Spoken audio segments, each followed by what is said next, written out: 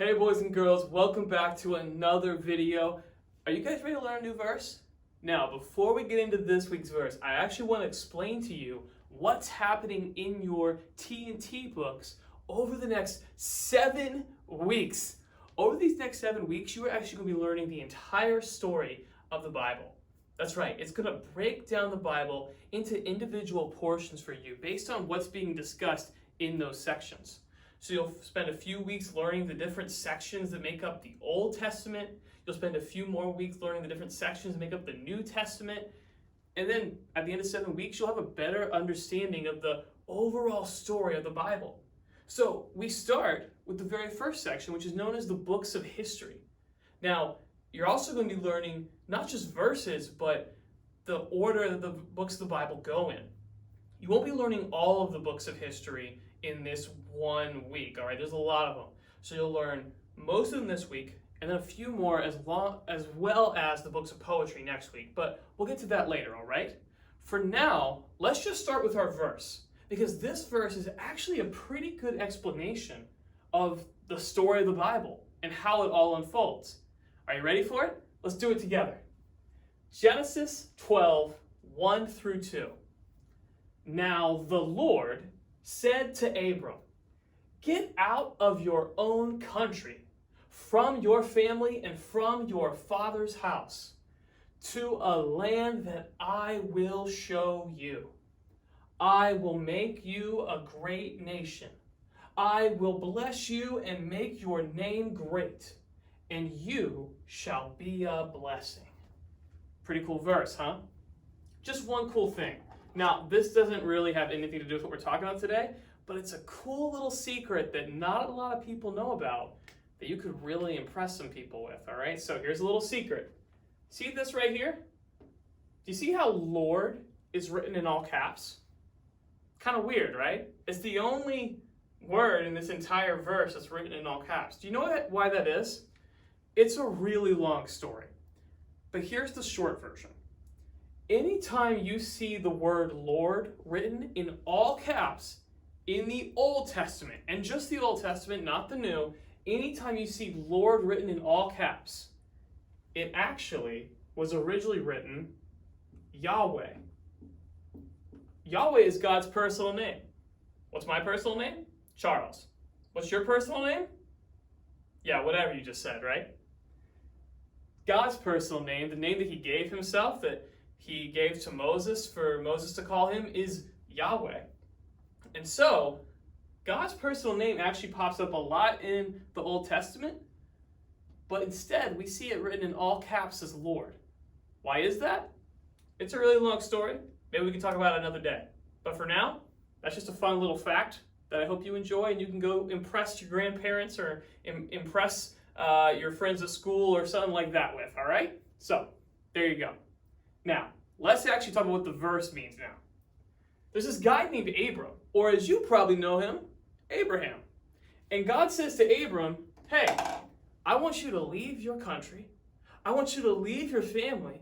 And I want you to go somewhere that you've never gone before. In fact, I just want you to start walking. Yeah, just start walking. Take your wife with you. And why don't you go and eventually walk until I tell you to stop? And that's going to be your new home." And not only that, Abram, but you're a pretty old guy, right? Abraham at this point, I think, was either 90 or close to 100. He's up there in years, all right? Older than your own grandparents, probably.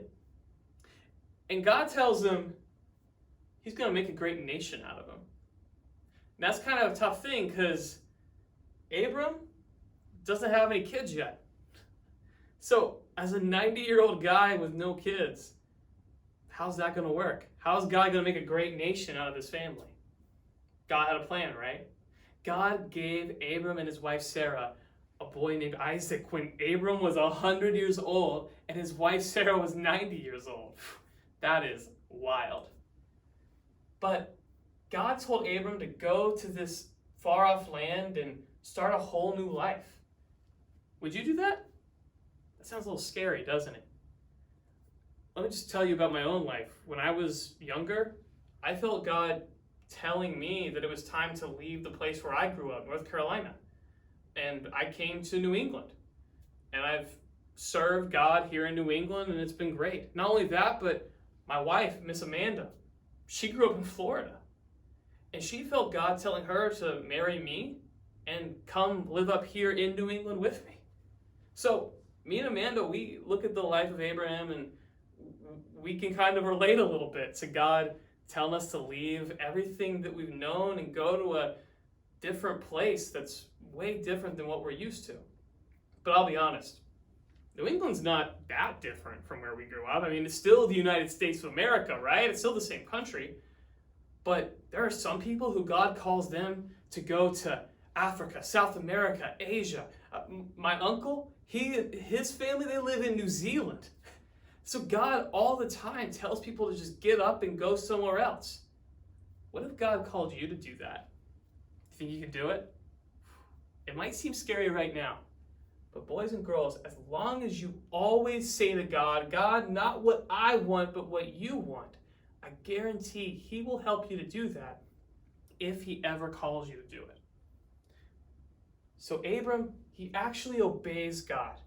He obeys God. He and his wife, they leave his family behind. They leave the place where he had lived behind. And he just starts walking off to a new place that he's never been to before. And he just keeps going until God tells him to stop. But here's what's cool. Because Abram obeyed God, God lived up to his promise. God turned Abram's family into a great nation. What nation is that? Do you know who? The nation of Israel. God turned Abram's family into the nation of Israel. And from the nation of Israel, we have so many awesome stories of guys like Moses and Joshua and David. And hey, you know what? That's kind of the story of the Bible, isn't it? Yeah, that's going to play a very important role in everything that's going on in the whole Bible. But not only that, it said that he would make Abram's name great, which he certainly did, and it said that he will be a blessing. How did that work out? Well, Abraham had a great, I don't even know how many greats, grandson who did some really incredible things. In fact, he was so incredible that he was a blessing to the entire world. Who do you think that was? Jesus, right? Jesus was a blessing to the entire world, and he was a descendant of Abraham. Now, boys and girls, here's the thing to keep in mind. God kept his promise to Abraham. Abraham's descendants became a great nation because Abraham obeyed God. Jesus came from Abraham, and he was a blessing to the entire world because Abraham obeyed God. But as we learn the story of the Bible over the next few weeks, I want you to remember this verse, because this verse sets a trajectory for the rest of the Bible. That's a big word you might not know yet. I don't even know how to define trajectory. It just kind of slipped out. You guys can look it up in a dictionary later. But this sets a path for what will happen in the Bible down the road. God using Abraham's descendants to be a blessing to the world and to let the entire world know more about God. So, I hope that helps you to understand this verse. I hope it helps you to understand what the books of history are all about. And when we learn about the next few books of the Bible, I hope that you understand the big story that the Bible has. Good luck memorizing this verse. Work hard on it every single day, all right? I'll talk to you next time.